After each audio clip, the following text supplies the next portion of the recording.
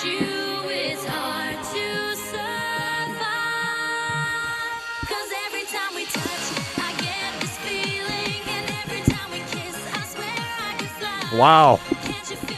How about it here on a Monday? Why did we start the show with that? I don't know. It was in my head. It was in his head. Duke's doing it basketball. Somehow that comes up on a Monday morning.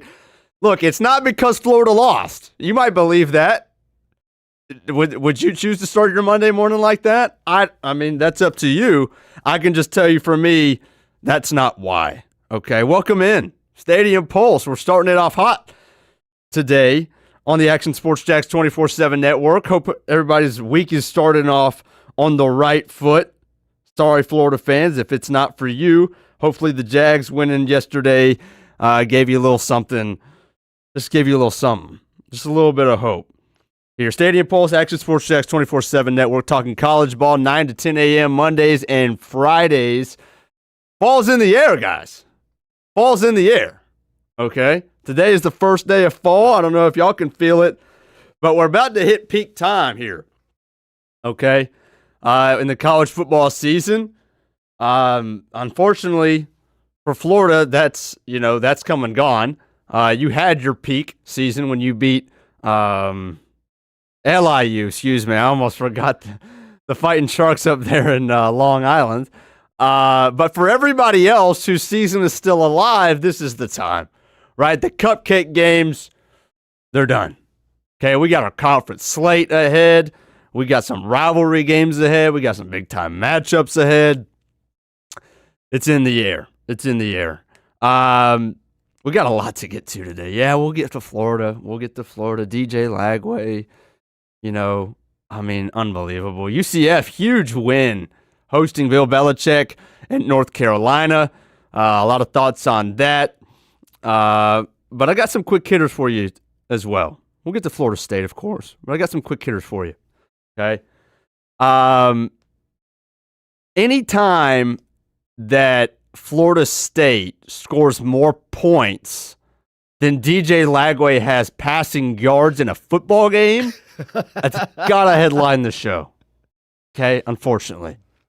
Or fortunately. It's got to. Depending on who you are. Okay, it's got to headline the show. But some quick hitters for you today. We'll start with Oklahoma.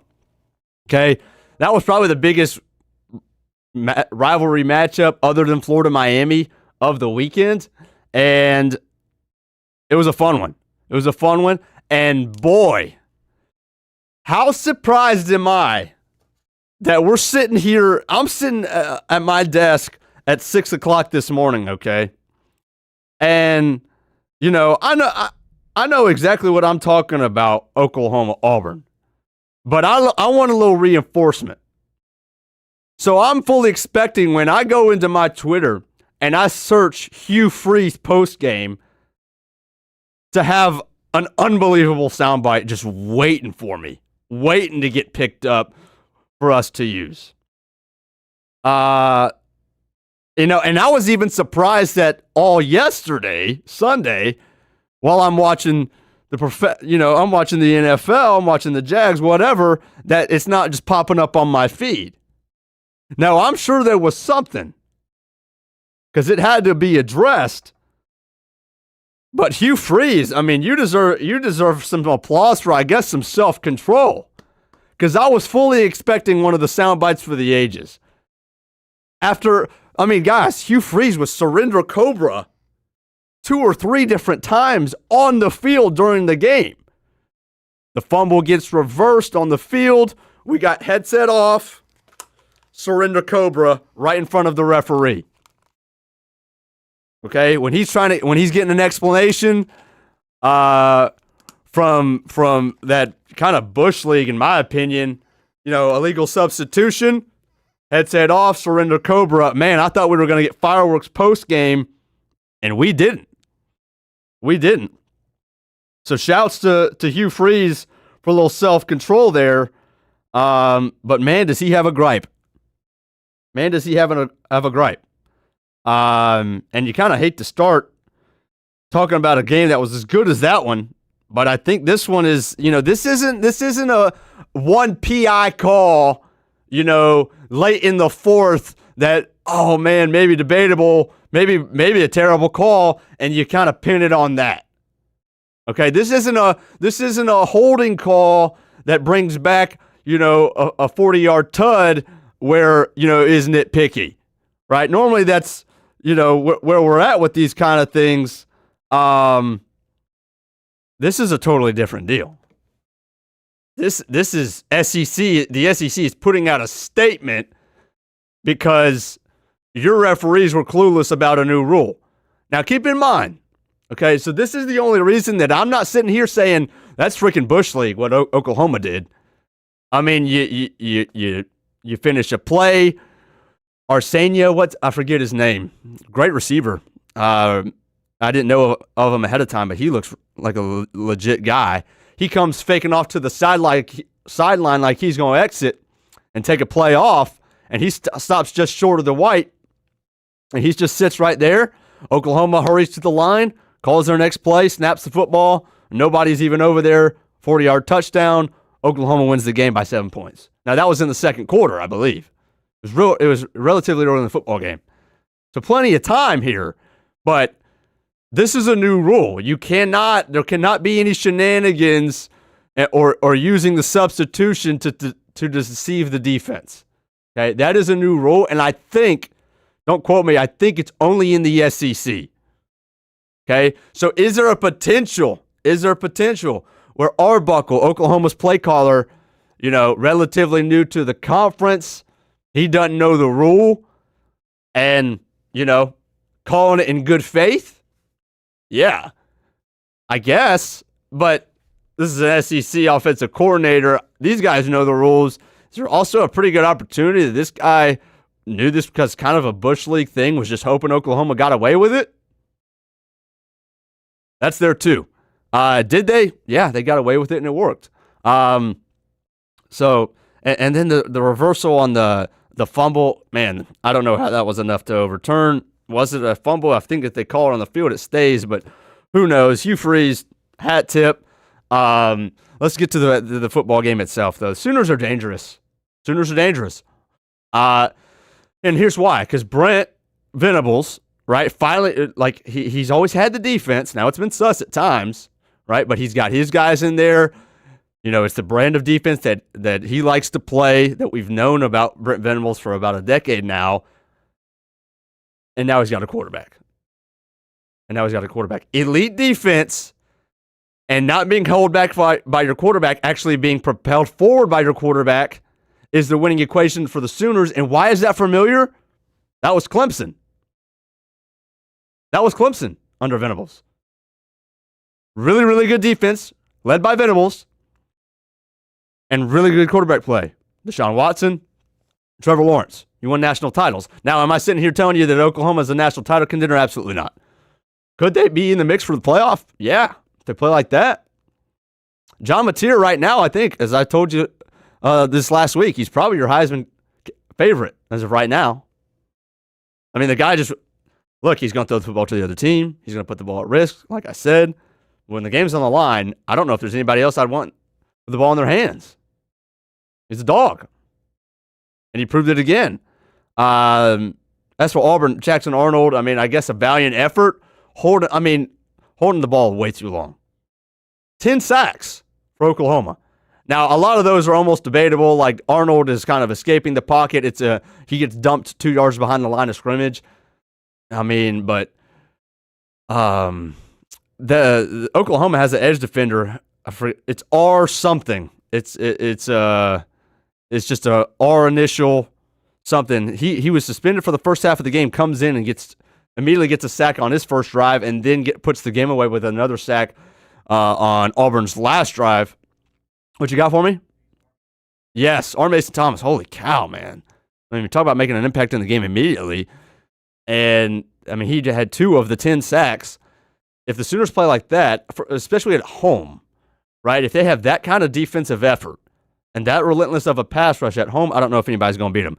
I said these were quick hitters. That was not. Here's some actual quick hitters. Arch Manning, hey, bud, not the time to go hardo mode, okay? Not the time, okay? I mean, all the pressure in the world. I'm not telling you to play the victim card, but it's like you feel for a guy who's all of his life has been drawn up to be this huge, spectacle and the prodigy and the next Peyton Manning and the next, Andrew Luck and all these things, and he struggles and he's 19 or 20, and you almost feel for him. Like there's that aspect of collegiate athlete. Well, I mean, if you want to go and win 55-0 over Sam Houston, then stand over a DB and look like and act like you're that guy. I mean, hey, that's literally, you're not that guy, pal. Like right now, you're not that guy. Like holy cow, like what are we doing? Like you want to stand over a guy and flex over him in the end zone after you scored this poor Sam Houston DB who is paying his way through school right now, not on scholarship. And then you want to come off the sideline and throw the helmet. I'm just like, all right, like didn't expect to get those antics. I don't know what's going on here. You won the football game 55-0, good for you, but I didn't expect the heel turn from Arch Manning, at this point in the football season, especially, given the fact that I think last week we were pretty much like 3 of 11 at one point in the football game with a pick. It was about as bad as DJ Lagway against Miami. So I'm not really sure what's going on in Arch Manning's head, but not the best PR stunt there from him. If there's no takeaways here, there's no takeaways. Texas, there's no takeaways. DJ, I mean, yeah, he threw 3 touchdowns. He ran 2 more, 5 total touchdowns. We learned nothing. He did the exact same thing last year against inferior opponents. UTSA, University of Louisiana Monroe, right? And then Mississippi State as well. Like he played really well against those teams. Just because he rebounds against Sam Houston and puts up 55 and Texas offense looks like normal Texas offense, we learn nothing. It's nothing. Literally nothing. Do it against a real team, okay? Yes. Now, it's a lot better than it being, a 27-0 game and he only throwing for 2 touchdowns and throw a pick in there. Yeah, sure. I mean, he played well, but there is no takeaway there. Jason, I'd go as far to say that the only reason that the Sam Houston game looks that impressive for Texas fans is because Arch Manning has not performed this year, so they finally have life. But let's not get ahead of ourselves here. It's Sam Houston. Absolutely. Ole Miss beats Tulane 45-10. Again, quick hitter here. Yep. Impressive win for Lane Kiffin. Anytime you beat Tulane, who had looked up really impressive up into that point, is my pick to represent the G5 in the college football playoff, and they still could. But anytime you beat that team by 35 points with a backup quarterback, that's an impressive win. John in the chat says he literally played Covenant. If you don't know, Covenant is the school that he coaches at, that I coach at. It's a baseball, and they don't have a football team. So literally, that's what that's saying. That's JU nothing. JU, yes, very good football program over there. You canceled it. Indiana, oh my gosh, call off the dogs, 63-10 over Illinois. Fernando Mendoza, 5 touchdown passes. Holy cow! Here's your stat of the day there for Illinois: 8 3-and-outs. That's really good. 8 3-and-outs. We can't even get a first down. So those are my quick hitters. Indiana looks like about as impressive as they were last year. Look like until somebody beats them, they deserve to be right there. Okay. And Illinois, I mean, about as fraudulent as it gets. I mean, and it did feel good. I got to be honest. It did feel good to see Belima on that sideline. Shots at him as they're down 53 points in a game that I'm sure he thought he was going to win. That felt good. I'll just say that. I think we've done enough to finally be able to get ready to talk about Florida. You think so, Zach? Yeah, I think we've done our due diligence. Okay, we're good to go. All right. So let's welcome Florida fans in the chat. Let's welcome them to the show. How hopeless a Monday morning it must be. And here's the thing, okay? I mean, it's not just the Saturday night performance. Combine for me the LSU game, and then the Miami game, it legitimately might be, guys, the worst 2-week stretch of offensive football that I have ever seen from an SEC team. It's horrible. It is horrendous. And I don't think, nobody's disagreeing here. This is almost like an understatement to say that. And you don't want to really overstate the obvious. It's really, really bad. But, hold on. You're going to throw 5 picks? It was almost like what Billy Napier said. Actually, this wasn't even Billy Napier. To me, this is DJ Lagway. He's sitting, it's almost like he's thinking before the game, you know what? I threw five picks last week. I'm not going to throw the football over 5 yards today. We're not going to present this even as an opportunity that I'm walking away from South Florida on the way back to Gainesville with another 3, 4, 5 picks. That cannot even be on the table. So I'm going to throw the ball at the line of scrimmage every single play, and we're just going to go from there. Hopefully the defense can bail me out. To me, that was like, we've got to stretch it at some point. And I get on him because he turns down the deep overs and he turns down the digs and he turns down the outs and he throws the deep posts with the safety over the top all the time. I get on him for that. But I almost would have wanted to see it against Miami. Like, at some point, we got to take a shot. We got to throw the ball more than 5 yards. 62 yards, guys, of 62 passing yards. I mean, it's really hard to do. And I think of all of the things, this is what I would be most frustrated with. We got the 6'8" tight end, Hansen, just running a flash out to the sideline 2 or 3 times. This is a 6'8" dude. And we're throwing the ball in the dirt at his feet. If he's running up to the right, and we're throwing it to the left. Guys, that's an 8-foot miss. Like, think about that. We're not talking, he's running this way, and we should be putting it on this shoulder. Instead, we throw it a little bit behind here. Like, that's a 2-foot miss here, maybe from shoulder to shoulder. This is an 8-foot miss. Hansen's 6'8". We need that ball here. Right to the face mask. Hit him in the chest. The ball is on the ground and it's behind. This is the equivalent of your pitcher throwing it to the backstop and the catcher not even getting a glove on it. And this happened multiple times to Hansen. Zach, fact check me on that name. They're 6'8" tight end. This is that bad. How many pass balls or how many wild pitches do we have to see before we just can't send our pitcher out there anymore? Yeah, Hayden Hansen. 6'8", 269 pounds. If we can't hit that guy in the chest, we can't even hit him at the knees, we're putting the ball in the dirt and behind in a relatively clean pocket.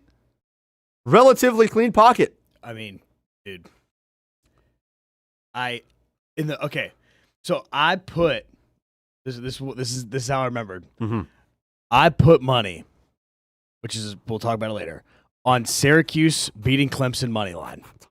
I took the winnings. Need an intervention? And I said I'm going to put $10 on Florida first quarter. Just the return's insane because they're probably not going to score anything. In the first quarter alone, Lagway left a clean pocket 4 times in 2 drives. That's not good football. No. And when that is a result of the thing we've been preaching all year, which is he hasn't practiced, and it's so evident. What does he do during the week? Because he's not studying film because he's the same every week, and he's not throwing the football to his receivers. Is he throwing it to a net all week? Is he doing stationary throws where his feet are still? And then come game days, his first live rep, and he gets rinsed. Really bad right now. Dude, it's horrible. What do you like? I seriously do not know. I get extremely frustrated, and it's annoying that I get frustrated about this because I'm not even a Florida fan. But when people rip Billy Napes, don't get me wrong, like he's not the truth. He's not the answer for Florida, but he's definitely not the whole problem. Lagway or Fraudway is horrible. He's being referred to in the chat by a Gator fan as Fraudway, so I feel like it's okay for you to say. Yes. It says, spot the L, we have 3. Spot the ball, Bailey, baby. Hey, this will tell you everything you need to know about Gators fans. Okay, we got our quarterback, our generational quarterback throwing for 62 passing yards, and we want to make the story about how Billy Napier wasted a timeout. You know, I mean, it's Billy's fault though. It's Billy's fault. I mean, 8 foot miss, calling a timeout. Yeah, he wasted a timeout. I mean, what do you want to? It's Billy's fault, though. How is that the takeaway here? It doesn't make any sense. I get it. The guy doesn't know how to manage the clock. I agree. But we have bigger issues here. Our quarterback can't hit a 3-yard out.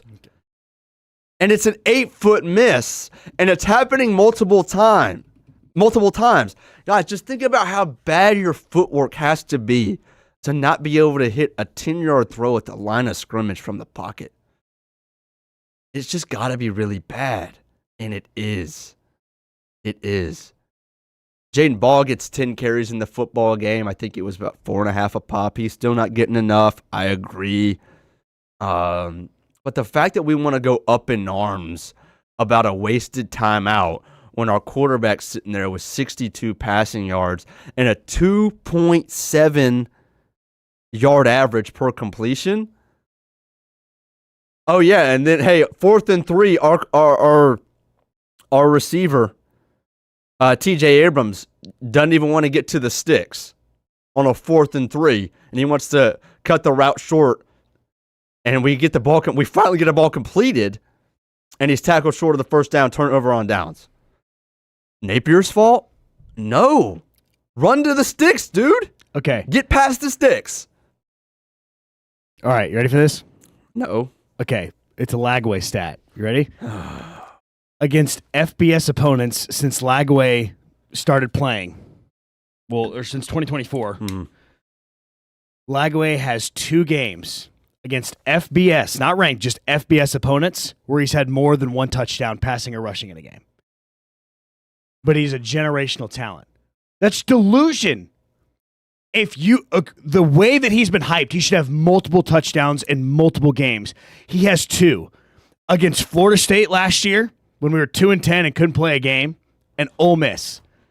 Since in every other game against FBS opponents, he is responsible for 1 touchdown or less. That is horrible. It's bad. It's real bad, guys. And I mean, before we go any further, I mean, let's give 3 to the Gators defense. We'll work on it. They deserve it. Yeah, they deserve it. They do deserve it. They've been dogs. I mean, holy cow, guys. I mean, again, after LSU, you throw 5 picks, you get 20 points. 4 of those picks in your own territory, and you force 4th downs, you force punts, you force field goals. It was unbelievable. And to follow that up with your offense being about as abysmal as you could possibly imagine, you're in that game. In the 4th quarter, you're in the game. It's 13-7, and we feel like we're one miracle play away from it being Florida up by 1 point. 14-13 game, and then if it's up to the defense, we got a shot. We have a shot there. We being, I don't know why I'm saying we for Florida, but, trying to imagine it from a Florida fan's point of view. Yes, Miami ran the ball for 180 yards. Okay. That was the defensive line for Florida being really banged up. There's no Banks. There's, a lot of injuries up there. And Mark Fletcher has a whale of a game. He runs for over 100. They run for 180 total on the ground. They still sit on the ball. Yes, so they get conservative. I think it's kind of something that we're getting accustomed to seeing Miami do. They did it against LSU. right? They did it at times against, USF. And they kind of sit on a little bit. I mean, screen, incompletion, punt. Screen, run, screen again, punt. Like, at the same time, like, hat tip to Florida's defense. In a game where we questioned, is there any chance that Florida's defense, after doing what they did against LSU, is just like, dude, we can't do this again. We questioned all the stuff with potential of Napier getting fired, and that would be open season for all those guys. Go find a chance to play and to play at an actual contender. Not at a school where it's going to be, a disaster all year long. And I mean, you just got to give a lot of credit to Florida's defense. And I'll say this. When Texas comes to town in 2 weeks, October 4th, that mess might be first to freaking 10. First to 10 wins. So bad. You score 10 points, you win the ball game. Seriously, first to 10 wins. I mean, Florida's going to give Arch Manning fits. And DJ Lagway, I mean, everybody's going to give him fits. So we have a battle between the two most disappointing quarterbacks in the sport in 2 weeks. I'm so curious to see what that line's going to be. Here's the thing. It wouldn't shock me. If Florida's defense plays like they just did the last 2 weeks and continues that, for them to win the game. I wouldn't be that shocked. Would you? I mean, Arch Manning, how good of a game can he even have against that Florida team based off of what we've seen? Unless Texas runs it, close to about as good as Miami did, and DJ Lagway turns the football over, I mean, that might be a freaking even spread. Might be. It might come down to a last-second kick. And yes, Texas is a much better football team. They have a lot more, if they can get Arch Manning in a rhythm. But both teams have been unbelievably bad on offense. I guess Texas has been a little bit better. They've at least put up, 55 points against an FBS team. Can't say the same about Long Island. But yeah, that was insane. Look, we're going to take a quick break. I'm going to have a little bit more on this game on the Miami side. Okay, we'll get to Florida State because that's going to be an insane game in 2 weeks as well. And then UCF. UCF deserves a lot of credit. They kicked Bill Belichick's butt on Saturday in the bounce house. Clemson, Dabo's crying on the sideline. South Carolina season's over. We'll have all that ahead. Stadium Pulse, Action Sports Jacks 24/7 Network. Appreciate everybody in the chat. Sorry, Gators fans, again. We got 30 more minutes of ball to talk. Hope you'll stick around. We'll be right back on Stadium Pulse. When it's time to get a new car for anyone in your family, just remember, nobody but Nimnick, the #1 Buick GMC dealer in Jacksonville. Get the latest price breaks on 2023 and 2024 models or the newest 2025 vehicles in the showroom on Phillips Highway or shop online at nimnickbuickgmc.com 24 hours a day. GMC Sierras, Yukons, and the redesigned Acadias, or get the all-new redesigned line with Buicks. It's nobody but Nimnick, and part of the reason why is this is a first-class buying experience here at Nimnick Buick GMC. You're not just a customer, you're a friend. This is about getting a vehicle that best fits you and getting you on the road, and also helping you and your family down the road. Nimnick has a treating you right guarantee, courtesy, respect, fairness. And most Buicks, GMCs, and Jacksonville's only Car Bravo dealer, nobody but Nimnick. Who has put in the most years and stands behind a better experience? Nobody but Nimnick. GMC. We are professional grade. Putting your needs first. It's the backbone of how First Florida Credit Union does business. In all honesty, you might as well be speaking another language when it comes to finances. Sure, I'm good with my money, but what am I missing in the fine print? That's what led me to First Florida Credit Union. They're the perfect choice for anyone starting their financial journey because they keep finances easy. Plus, they offer financial education and resources I can trust. So I'm always growing more confident. And as a young adult, I am constantly adding more responsibilities to my plate. From a car payment to a mortgage, it all adds up. Luckily, First Florida Credit Union makes sure it adds up in all the right places and not the wrong ones by offering better rates and lower fees than traditional banks, even if you're still trying to grow your credit. Because as a member-owned institution, First Florida genuinely puts people's needs first rather than focusing on profit. So I know as my needs change, they'll be right there to help me reach my goals. Check out firstflorida.org to learn how you can benefit too. It's one of the hot spots in the area. Welcome you to String Sports Brewery out at the beach. Big crowd on hand tonight. The fans are here. And now, the newest hot spot at the beach is open. String Sports Brewery in Jax Beach has opened its doors with rave reviews. We're going to be fans forever. Cozy up to the bar. Grab a seat in the sports-themed restaurant, or grab a seat outside and feel that breeze coming off the beach as the weather warms. Just like the original location in Springfield, try the popular beer menu and come for lunch or dinner too, because the food is fantastic. We got a special guest in the house. He's happy. He's feeling good. He's Trayvon Walker. It's where we hosted Jags Report Live in the football season, and the String Sports Brewery staff can't wait to host you. Hey, welcome back here to String Sports Brewery. And if you haven't checked out the new location in Jax Beach, you got to do it. String Sports Brewery, now with 2 locations in Springfield and now open in Jax Beach on Penman Road. Hi, I'm Greg Mackey from Cycles of Jacksonville. Whether you're looking for a side-by-side, ATV, motorcycle, or scooter, Honda has what you need. The Honda Talon. Ultimate performance meets family-friendly fun. Prices starting at $363 a month. Or the sporty Honda CBR 650 starting at an affordable $204 a month. Stop by and choose your adventure from a full line of Honda products. Only at Cycles of Jacksonville on Atlantic Boulevard. Family owned and operated since 1983. Hello, I'm Kenny Lay of Kenny Lay & Associates. Since 2003, our firm has fought exclusively for the rights of men in family law.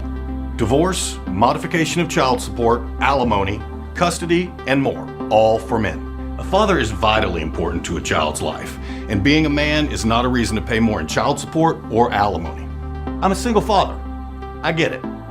If you have a divorce or other family law issue, contact Kenny Lay & Associates at divorcemenonly.com. CGC Water Treatment and Plumbing is taking their 75-plus years of expertise and expanding to CGC Home Services. Water treatment and plumbing is still a big part of what they do, and now they can do even more for you. Home services like kitchen and bathroom remodeling, showers, sinks, faucets, toilet repair, backflow testing, and the list keeps going. Find all they can do at cgchomeservices.com or give them a call, 904-298-7052. It's a new look and a new name with the same expertise. They've been serving homes like yours since 1946. CGC Home Services, right here in Jacksonville off St. John's Bluff Road, 904-298-7052. And visit cgchomeservices.com. Florida license number CFC 1432579. Welcome back to Stadium Pulse on the Action Sports Jacks 24/7 network, presented by Nimnick Buick GMC and Southside Baseball Association. Appreciate everybody hanging out with us and getting your week started with a little college football talk. I said we're going to talk about Miami really quick. Look, they're number 2 in the polls right now. Do they deserve to be? I don't think anybody else does, I mean, to be honest with you. But they're still on alert. I mean, we're going to talk about Clemson here in a second, but holy cow, it's wide open. You know, it's wide open. It's wide open for Miami. Wide open for Florida State. Wide open for Georgia Tech, even. Georgia Tech's road's a little tougher. Yep. But Miami, man, that front four, serious. And Florida's offensive line was disappointing. I know they got, 2 guys that are going to get drafted real high. Slaughter in the center. But the right tackles get whipped. Credit to Miami. I didn't know Jason Taylor was their defensive line coach. That certainly helps. That's a cool deal. But Miami looks real. And until somebody beats them, look, if we've seen anything so far in this season in college football, it pays to have an experienced quarterback. And there's not really a more experienced quarterback in college football than Carson Beck. Yep. So until somebody beats them, and, that could come in 2 weeks. They got to go to Tallahassee. Florida State coming off a 66-10 win over Kent State. 8 rushing touchdowns. Kind of insane. Castellanos did not throw a touchdown. He ran for a couple. They got Virginia next, and then it's Miami. The biggest game is very obvious here for both of these teams in well over a year. Like ACC, you could probably, here's the thing, you could probably afford to lose this one. Is that going to be necessarily, good for the hype? Hopefully neither of those teams even think that thought. But you could probably lose this one because Clemson is playing the way that they are and still end up in the ACC championship with everything still in front of you. But holy cow, is this a big one in Tallahassee in 2 weeks? It's going to be a heater. It's going to be a heater with Florida State. You don't want to get too far ahead of yourself being Florida State fans here. Mm-hmm. Mind you, we have not played really a super respectable opponent. Alabama's turned around and gotten some identity back since they played Florida State. So I'm not going to go here and say Alabama's like a horrible team. They're not. They're not, no. But we've played Kent State and East Texas Commerce. We haven't played anybody good. But what you can take away from those games is the mistakes that we make. Are they correctable? Are they just minor? One of the things I want to point out is Mekhi Danzy. Mm-hmm. He's the fastest man in the ACC in the 400-meter dash. He had a phenomenal catch about 50. I don't know if you saw that. It was like a 50 yards down the field. Mossed 2 defenders, came down with the football. Yeah, it's Kent State. It doesn't change the athleticism in that catch. Mm-hmm. The next drive, he does an end around that he scored on in every game. He scored on this play. It's an end around reverse every time. He is so fast. He has 9 touches this year for 300 yards and 4 touchdowns. Sheesh.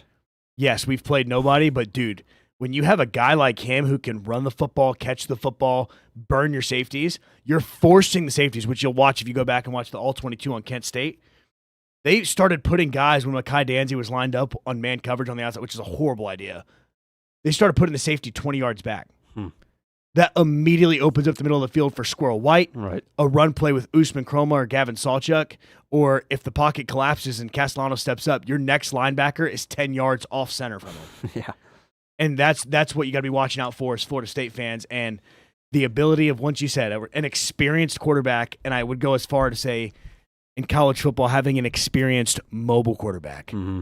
Oh my gosh, it makes such a difference. I'm used to watching DJ linebacker Uungalo Lagwe, and it's and having Castellanos being able to just run this football, man, hand it off to Danzy, it's exciting. And the last thing I'll say about Florida State is our defense.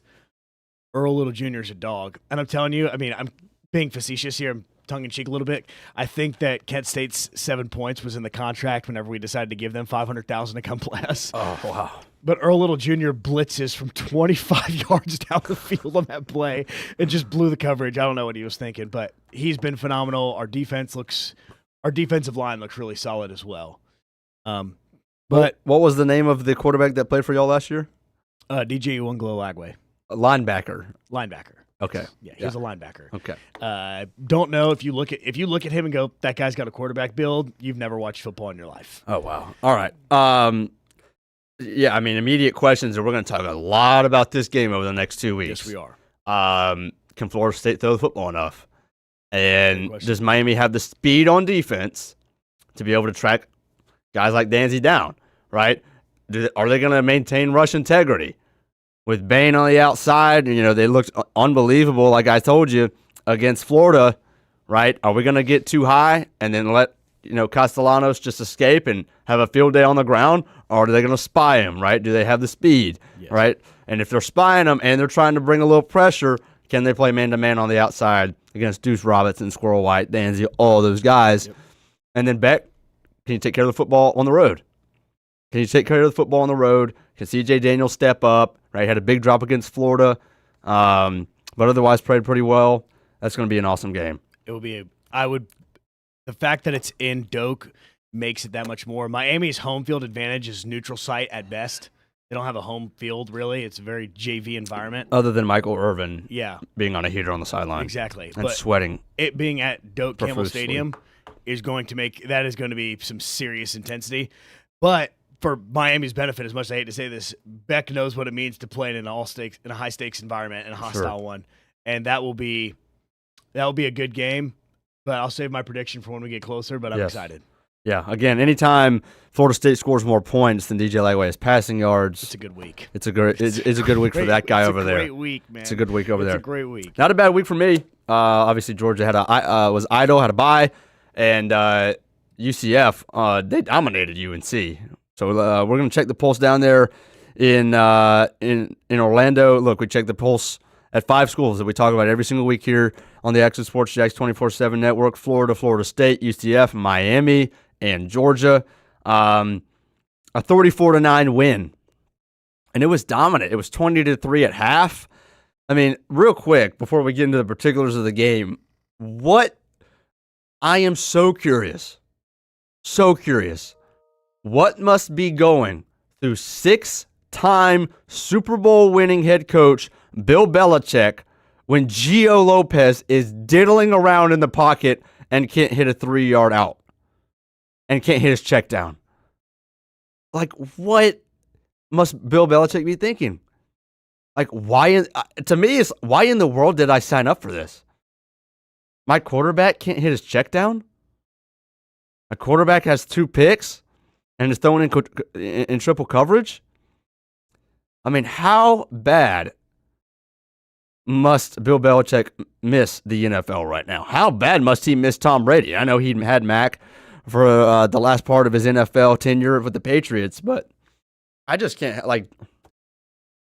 UNC's offense looks so pathetic. And Bill is just sitting there, arms folded. I am so curious. I would pay money to know what his thought, what he was thinking during that time. Taven Jackson was doing whatever he wanted on the flip side. I mean, Scott Frost had Taven Jackson looking unbelievably comfortable. I think that's one of my biggest takeaways. Looked so comfortable. And you could say, and look, UNC, their defense, it was free. Whatever you wanted, you'd have. At the end of the day, it's still a Bill Belichick coach defense, right? And he's going to throw some things at you. And as comfortable as Taven Jackson looked, you got to give him a lot of credit. You got to give Scott Frost a lot of credit. They looked unbelievably prepared, firing all cylinders. Yeah, they only put up 34 points in this game. But guys, they only had 3 possessions in the second half. Touchdown, punt, touchdown. I mean, really efficient. And it was just flowing, right? It was just flowing. It was the UCF offense that I think Night Nation is accustomed to seeing. Taven was 25 of 32. I mean, 78%. That was one of the biggest things. Guys like a 60% career passer in limited time, right? Indiana. And none of the guys, Fancher, Jacuri, you got to be able to complete the ball, because if you're UCF, you have to depend on your skill players making plays with the ball in space. If you can't get them the football, you got no shot. You're going to be in 2nd and 10, 3rd and 10. If we can get the ball at least in their hands at a minimum, we've got a really good shot, because you've got really good speed, right? And Nixon really continues to impress. That guy, you got to get the ball in his hands. Got a lot of guys. You just got to get the ball in their hands, and Taven Jackson did that. You complete 78% of your passes, right then and there, before even going further. That's an unbelievable job. 223 yards passing, just 1 touchdown through the air, but added 66 more yards and another tud on the ground. Look, if there's one complaint, the ball is on the edge a little bit too much for me, right? For me. I mean, every play, we're throwing it. We're throwing the speed out. We're throwing screens. We're running outside zone. The ball is just on the edge. It seems like every play.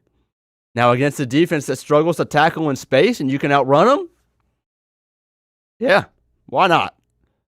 But at some point in this year, you're going to have to do a little bit better between the tackles. And you're going to have to play between the hashes a little bit more, right? We got to get the ball going forward and vertical a little bit more instead of everything being horizontal. Okay, that would be a little bit, maybe one concern. The second one, we got to get Miles Montgomery going a little bit better. Again, he only had 3 possessions in the second half, right? If you have 5, 6, 7, I'm sure he gets a lot more totes. But he only had 12 carries for 35 yards. So not a very good average there at all, less than 3 yards a carry.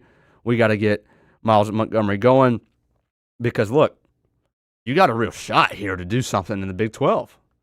Whereas 3 weeks ago, 15 minutes into Jacksonville State, you're thinking the season's cooked. Fancher missing throws, offense is stalling. It's a miserable ball game. It's 0-0 at half.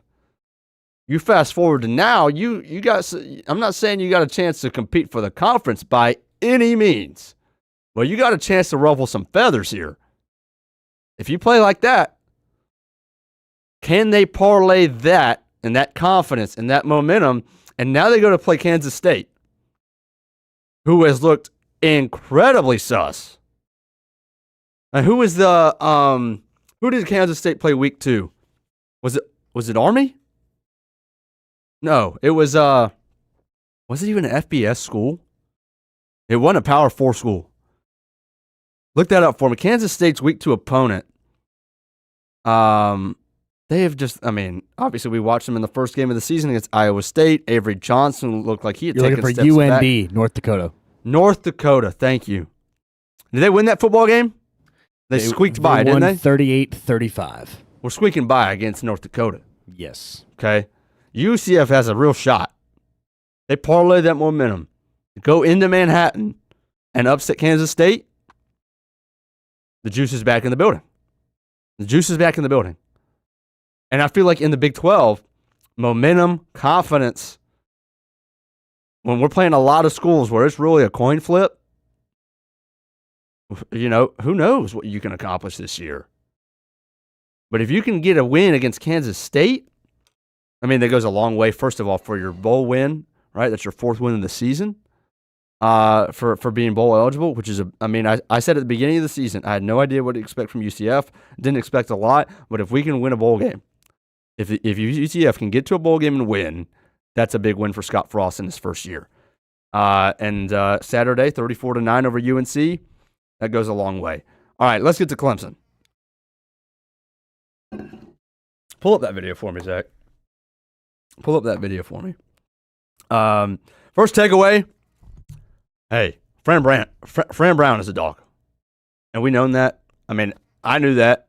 A lot of y'all knew that. He came from Georgia, right? DB coach. Literally looks up to Kirby. His mentor. Mentions him and half of the interviews that he ever gives. If you ever hear Fran Brown, I'm sure you probably heard Kirby Smart mention.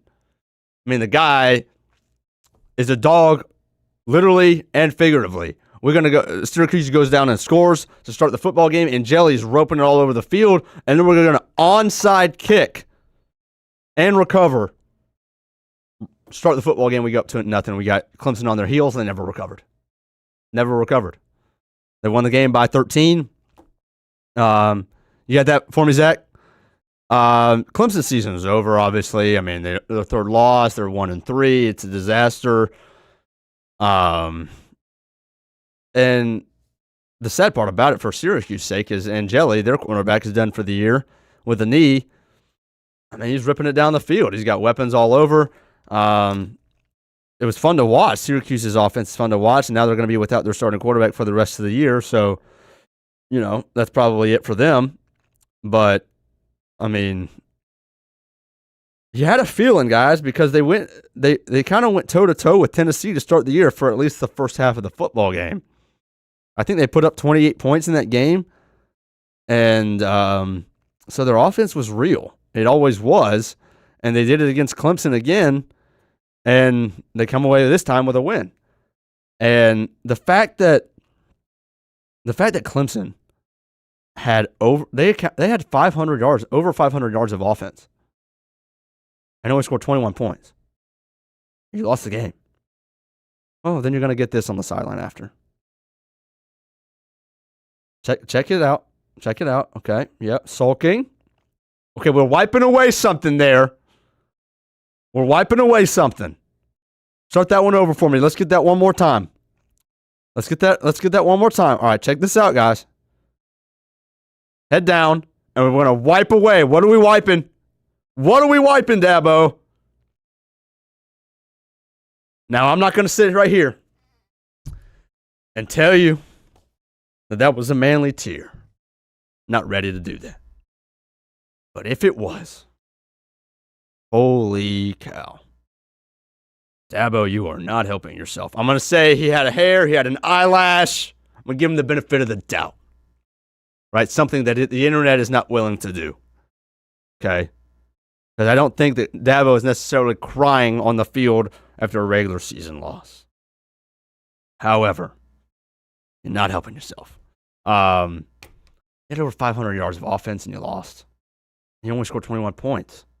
We're not taking points. We're stalling drives. And Colvin played okay, threw for 350. I mean, I'm not sure really what else you want him to do, but we've got to get off to a better start. The fact of the matter is Dabo and Riley, their offensive coordinator, cannot start a game the right way. I mean, we've got to be able to score in our opening possession at some point. At some point. And not wait around. I mean, you're down to Troy 16-0 at half. If you can't score against Troy in the first half, it's a big problem. And it's rearing its ugly head over and over again.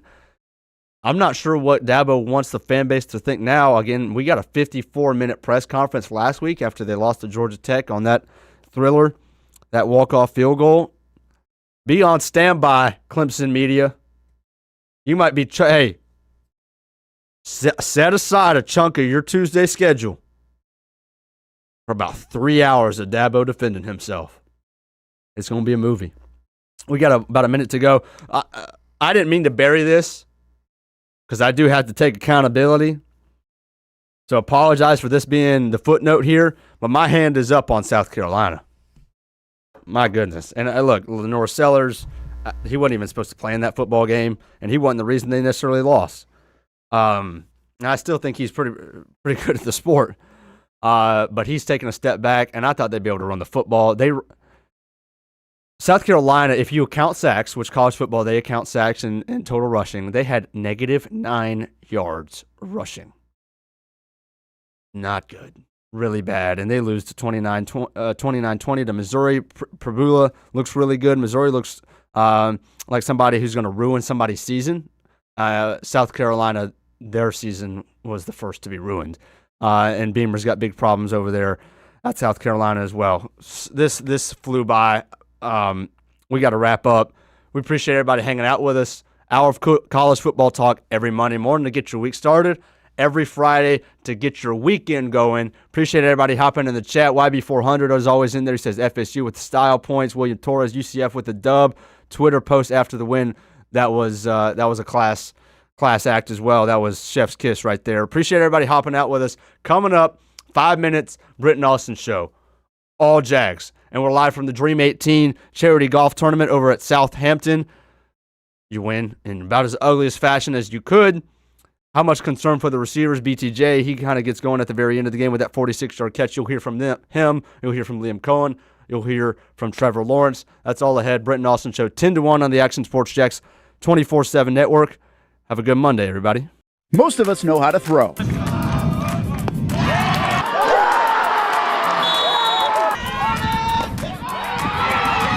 But you need to know what to throw. I'm not talking about footballs, baseballs, softballs. We're talking about those items you need to recycle. Republic Services explains it easy. Recycling simplified. 1. Know what to throw. When in doubt, throw it out. 2. Empty, clean, and dry those materials. It takes an extra minute, but it makes a big difference. And 3. Don't bag it. This makes the recycling process faster and more efficient. This is a look at the Republic Services North Florida Recycling Center. You can make this process even more efficient. By utilizing those 3 steps, Republic Services can help you become a better recycler in your home. Learn more at recyclingsimplified.com. Burgers or breakfast, you can get it all at Whataburger. Try something new on the menu or an all-time favorite like the Whataburger Patty Melt. And now you can have breakfast here at Whataburger 12 hours a day, 11 p.m. until 11 a.m. Menu items like the bacon taquito, sausage taquito, honey butter chicken biscuit. Whether you work the late night shift, just want a snack early in the morning to get your day started, or a little pick-me-up late in the morning, 12 hours a day, breakfast served, 11 p.m. until 11 a.m. A dozen locations in Jacksonville. You can order pickup or delivery and download the Whataburger app. New rewards members get free Whataburger items when placing their first online order. Just download the app. And for us coffee drinkers, Whataburger has all new hot coffee and iced coffee too. Satisfy that coffee craving at Whataburger 24/7, and it comes in a variety of flavors. Burgers, breakfast, coffee, and